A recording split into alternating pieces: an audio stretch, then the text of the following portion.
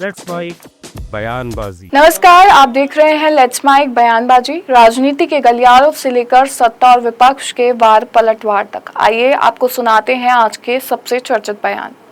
कोटा राजस्थान में कांग्रेस नेता राहुल गांधी के होने वाले छात्र सम्मेलन से पहले राजस्थान कांग्रेस अध्यक्ष गोविंद सिंह डोटासरा ने युवाओं और पेपर लीक के मुद्दे को लेकर भाजपा सरकार पर निशाना साधते हुए कहा कि मोदी जी के सत्ता में आने के बाद पिछले 12 सालों से छात्रों, युवाओं और बेरोजगारों से सिर्फ वादे किए गए हैं, लेकिन उन वादों पर कोई काम नहीं हुआ।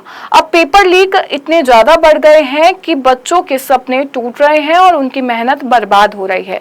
बच्चे आत्महत्या कर रहे हैं। ऐसे हालात में राहुल गांधी जी ने कोटा आने और छात्रों से बातचीत करने का कार्यक्रम तय किया है। नीट का पेपर लीक हो रहा है, 2025 में पेपर लीक हुआ, 2026 का फिर पेपर लीक हो गया, बच्चे आत्महत्याएं कर रहे हैं। मेरे सीकर में भी एक बच्चे ने आत्महत्या की है। अनेकों बच्चे जो है वो डिप्रेशन में जाकर के और मौत को गले लगा रहे हैं, लेकिन ये मोदी सरकार सुन नहीं रही है। तो ऐसे में राहुल गांधी जी ने तय किया है कि मैं नेता प्रतिपक्ष देश के युवाओं के साथ में जो मोदी सरकार अन्याय कर रही है, जो उनके साथ में वादा खिलाफी कर रहे हैं, उनके सपनों को तोड़ा जा रहा है, उनकी मेहनत को लूटा जा रहा है, और तो उसके लिए आज राहुल गांधी जी आ रहे हैं। वो संवाद करेंगे, चर्चा करेंगे, उनका संबल प्रदान करेंगे और लोकसभा में और देश के विभिन्न स्थानों के ऊपर वो उनकी समस्याओं को लेकर के मोदी सरकार की आंख में आंख डाल करके उनको बताएंगे कि जो आपने वादा किया था इन बच्चों के लिए वो आप क्यों नहीं निभा रहे हो, ये निभाना पड़ेगा। जब राजस्थान की सरकार 5 साल हो गए थे और 2023 के अंदर जब चुनाव हो रहे थे, तो यही देश के प्रधानमंत्री मोदी जी यहाँ आकर के बच्चों को भ्रमित कर रहे थे कि राजस्थान में पेपर लीक हो रहा है। अगर मेरी सरकार बन गई, आप बनाइए बीजेपी की सरकार, तो हम लोग इस पेपर लीक को नहीं होने देंगे। और पूर्व मुख्यमंत्री अशोक गहलोत ने कोटा में राहुल गांधी के कार्यक्रम को लेकर चल रहे विवाद पर प्रतिक्रिया देते हुए लोकसभा अध्यक्ष ओम बिरला पर निशाना साधा। उन्होंने कहा कि स्पीकर के क्षेत्र में ये संदेश दिया जा रहा है कि लोग राहुल गांधी के कार्यक्रम में शामिल ना हो, जो लोकतांत्रिक मूल्यों के खिलाफ है। राहुल गांधी के अभियान की शुरुआत कोटा से हो रही है। ऐसे में किसी भी तरह का भय या दबाव बनाना लोकतंत्र के लिए सही नहीं है और इससे देश में गलत संदेश जाता है।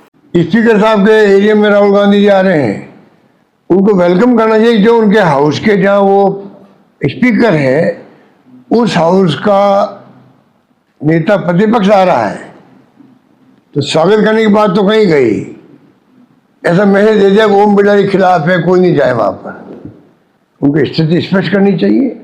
ये नौबत क्यों बनी, किसके इशारे पे आप ये शुरुआत वहीं से हो रही है देश की। राहुल गांधी जी के अभियान की शुरुआत कोटा से राजस्थान से हो रही है। वो ट्रेन से आ रहे हैं और आप कह रहे हो कोचिंग संस्थाओं को, उनको धमकी दे रहे हो कि आपके तो कई कमियां आपके इंस्टीट्यूशन में और नतीजे भुगतने को तैयार रहो। अगर ये स्थिति बनती है स्पीकर खुद के लोकसभा क्षेत्र में, तो पूरे मुल्क में क्या संदेश जाएगा? डेमोक्रेसी है यहाँ पर।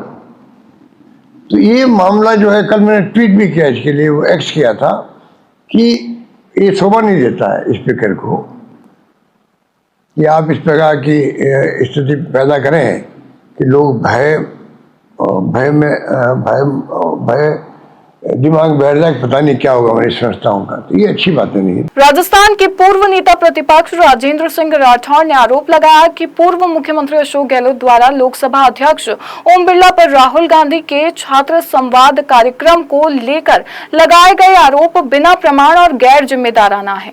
संवैधानिक पद पर बैठे लोकसभा अध्यक्ष के खिलाफ इस तरह के आरोप संसदीय मर्यादाओं के अनुरूप नहीं है। उन्होंने ये भी सवाल उठाया कि किस संसदीय नियम या परंपरा के तहत लोकसभा अध्यक्ष से किसी सांसद या नेता प्रतिपक्ष के स्वागत की अपेक्षा की जाती है। उन्होंने गहलोत पर आरोप लगाया कि वे केवल राजनीतिक सुर्खियां हासिल करने और कांग्रेस आलाकमान को खुश करने के लिए ऐसे बयान दे रहे हैं। और मुख्यमंत्री रहे अशोक गहलोत ये बयान कर रहे हैं कि राहुल गांधी जी के आगमन पर संवैधानिक पद पर बैठे कोटा के सांसद श्रीमान ओम बिरला जी कोचिंग सेंटरों को धमकी दे रहे हैं, विद्यार्थी नहीं आए इसके लिए ये कह रहे हैं कि अगर विद्यार्थी आए तो ठीक नहीं।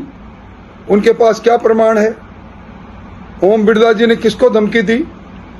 क्या किसी ने उनको लिखित में शिकायत की या वैसे शिकायत की? एक संवैधानिक पद पर बैठे व्यक्ति पर इस प्रकार के ओछे आरोप लगाना ये ओछी मानसिकता है। उनका ये बयान कि राहुल गांधी का स्वागत करना चाहिए। आज लोकसभा का अध्यक्ष संवैधानिक तौर पर हिंदुस्तान का तीसरा संवैधानिक पद, वो एक मान्य सांसद और प्रतिपक्ष के नेता का स्वागत करे, कहां बाध्यकारी है? ये कौन सी पुस्तक में लिखा है? ये कौन से प्रोसीजर में लिखा है? ये कौन सी हमारी संसदीय परंपरा रही है? गहलोत साहब बस अब गुमनामी के अंधेरे में है और उनको पता है सचिन पायलट को जब जब कांग्रेस तरजीह देती है, गहलोत साहब इस प्रकार के बयान देकर अपने खोए हुए जन आधार और आलाकमान की नजरों में खोई हुई प्रतिष्ठा को बचाने की कोशिश करते हैं। भाजपा सांसद सुधांशु त्रिवेदी ने नीट परीक्षा को लेकर कांग्रेस और नेता प्रतिपक्ष राहुल गांधी पर निशाना साधते हुए कहा कि 3 दिन बाद फिर से नीट की परीक्षा आयोजित की जाएगी और छात्र इसकी तैयारी में जुटे हुए हैं। उन्होंने कहा कि सरकार संवेदनशीलता और सतर्कता के साथ परीक्षा प्रक्रिया को व्यवस्थित तरीके से पूरा करने के लिए काम कर रही है। उन्होंने कांग्रेस पर आरोप लगाते हुए कहा कि पार्टी और राहुल गांधी इस मुद्दे पर कुटिल राजनीति करते नजर आ रहे हैं। त्रिवेदी ने सवाल उठाया कि परीक्षा से पहले के अंतिम 72 घंटे छात्रों के लिए तनाव मुक्त होकर तैयारी करने के होते हैं। ऐसे समय में राजनीतिक आयोजन कर उनके मन में भय, तनाव और उत्तेजना क्यों पैदा की जा रही है? जहां एक तरफ सरकार संवेदनशीलता से काम करती हुई दिखाई पड़ रही है, वहीं कांग्रेस पार्टी और नेता प्रतिपक्ष श्री राहुल गांधी, ऐसा प्रतीत हो रहा है कि संवेदनशीलता के स्थान पर कुटिलता का प्रयोग करते हुए दिखाई पड़ रहे हैं। मैं उनसे पूछना चाहता हूं कि ये परीक्षा से पूर्व के आखिरी 72 घंटे, जिस समय कोई भी परीक्षार्थी पूरे एकाग्र चित्तता के साथ मानसिक दृष्टि से तनाव मुक्त होकर अंतिम चरण की तैयारी करना चाहता है, उस समय आप इस प्रकार का आयोजन करके छात्रों की एकाग्रता को भंग करके उनके मन में भय, तनाव और उत्तेजना उत्पन्न करके उन्हें मानसिक यातना क्यों देना चाह रहे हैं? भाजपा नेता संबित पात्रा ने नीट पेपर लीक मामले पर राहुल गांधी के विरोध प्रदर्शन को लेकर निशाना साधा। संबित पात्रा ने मीडिया से बातचीत के दौरान कहा कि राहुल गांधी के व्यवहार में एक जिम्मेदारी होनी चाहिए, मगर हमेशा राहुल गांधी कभी जिम्मेदारी के साथ काम नहीं करते। नीट परीक्षा 21 जून को होने वाली है, बंदोबस्त किया गया है। पिछली बार के बाद सरकार ने इस बार कड़ी कार्रवाई भी की है। बच्चों के स्ट्रेस को बढ़ाने का प्रयास राजनीति के माध्यम से नहीं करना चाहिए। कहीं ना कहीं कोटा कोचिंग का हब नाम खराब करने का प्रयास राहुल गांधी करते नजर आ रहे हैं। देखिए, कहीं ना कहीं राहुल गांधी जी जो कि एलओपी हैं, उनके बर्ताव में, उनके बिहेवियर में एक रिस्पॉन्सिबिलिटी होनी चाहिए, एक जिम्मेदारापन होना चाहिए। मगर हमेशा हमने देखा है कि राहुल गांधी लैक्स रिस्पॉन्सिबिलिटी, कभी भी वो जिम्मेदारी के साथ काम नहीं करते। जब नीट का एग्जामिनेशन 21 तारीख को होने वाला है और स्वाभाविक रूप से इस बार बंदोबस्त किया गया है और पिछली बार के बाद सरकार ने कड़े रूप से इस पर कार्यवाही भी की है। बच्चों के स्ट्रेस को बढ़ाने का प्रयास, छात्रों के स्ट्रेस को बढ़ाने का प्रयास पॉलिटिक्स के माध्यम से नहीं करना चाहिए, जो राहुल गांधी कर रहे हैं। कहीं न कहीं कोटा जो कि एक कोचिंग हब है, उसका भी नाम खराब करने का प्रयास राहुल गांधी कर रहे हैं। कोटा में जाके इस प्रकार का आंदोलन करना, और यह भी खबर आई है कि कोटा के जो कोचिंग सेंटर्स के ओनर्स हैं, उनके पास अशोक गहलोत जी द्वारा और कांग्रेस पार्टी द्वारा फ़ोन कराया जा रहा है कि वो बच्चों को ज़बरदस्ती भेजें राहुल जी के संवाद में, राहुल जी के आंदोलन में। ये बच्चों को भटकाने की कोशिश है। कोटा को बदनाम करने की कोशिश है और कहीं न कहीं एक स्ट्रेसफुल वातावरण क्रिएट करने की कोशिश है, जो कि किसी भी पॉलिटिशियन को अभी बच्चों के साथ ऐसा खिलवाड़ नहीं करना चाहिए। टीएमसी सांसद कीर्ति आजाद ने विपक्षी दलों पर निशाना साधते हुए तृणमूल कांग्रेस को असली पार्टी बताते हुए कहा कि पॉलिटिक्स हो या स्पोर्ट्स कंपटीशन हमेशा टीमों को आमने सामने लाता है। आज हम दो टीमें देख रहे हैं, एक असली तृणमूल कांग्रेस जिसका सिंबल दो फूलों का है और जिसकी लीडरशिप ममता बनर्जी कर रही है, और दूसरा दल बदलुओं का ग्रुप है जिसका सिंबल पैन निब है, जिसे nationalist citizens party of India कहते हैं। टीएमसी को सभी मुश्किलों के बावजूद 2 करोड़ 60 लाख वोट मिले, जबकि दल बदलुओं की टीम का कोई भरोसा नहीं है। कहीं भी कोई प्रतिस्पर्धा होती है, कंपटीशन, राजनीति में हो, खेल में हो, डांस में हो, ड्रामा में हो, प्रतिस्पर्धा होगी, कंपटीशन होगा तो टीमें सामने होती हैं। आज हमारे सामने 2 टीम है, एक असली और दूसरी नकली। एक है तृणमूल कांग्रेस, दूसरा है गद्दारों की टीम। फर्क क्या है?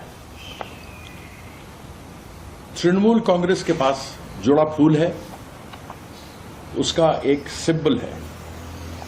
दूसरी तरफ भगोड़ों की, गद्दारों की टीम है, जो हमने बहुत खोजा, बहुत खोजने के बाद पता लगा कि उनकी एक टीम है जिसका सिंबल है कलम की नोक, यानी अंग्रेजी में बोलते हैं निब।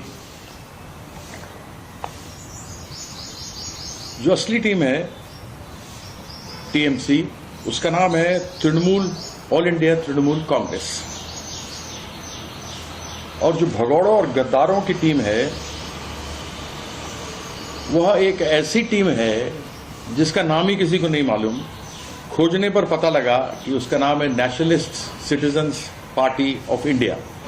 भाजपा नेता और पश्चिम बंगाल की मंत्री अग्निमित्रा पॉल ने टीएमसी की याचिका और पार्टी को लेकर निशाना साधते हुए कहा कि इससे क्या फर्क पड़ता है, टीएमसी पार्टी है ही नहीं, पार्टी के सदस्य है ही नहीं। अगर ममता बनर्जी कोर्ट जाती हैं तो इससे क्या फर्क पड़ता है? जब विपक्ष जीतता है तो उनके लिए सब ठीक है, जब भाजपा जीतती है तो सब वोट चोरी, ईवीएम चोरी है। पहले भी कई बार वह कोर्ट जा चुकी है, इस बार भी गई हैं, उनके पास कोर्ट जाने का पूरा हक है, लेकिन इसका कोई फायदा नहीं है क्योंकि बंगाल के लोगों ने जो जनादेश दिया है उसके बाद साबित करने के लिए और कुछ नहीं है। The party doesn't exist, the party offices doesn't exist, the members doesn't exist. How does it matter if she goes? When opposition leads or wins, it is all okay for them. When BJP wins, it is all vote chori, EVM chori.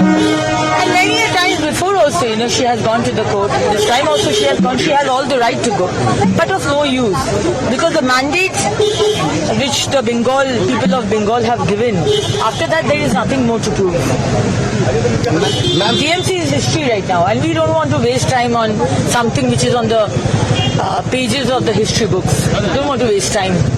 Ma'am Chhattisgarh के फिलहाल let's mic बयानबाजी में बस इतना ही। आप बने रहिए let's mic के साथ। नमस्कार। आप सुन रहे थे let's mike more than radio. Follow कीजिए हमें हमारे सोशल मीडिया प्लेटफॉर्म्स पर। It's time for news. It's time for more than radio. Presenting the first radio news app, Let's Mic. Let's Mic, a news-based app on your phone where you get to watch and listen news, talk shows, interviews, radio show podcasts. On Let's Mic, you get all relevant information of TV, print, radio, podcast, and digital. Let's Mic talks about every segment of life.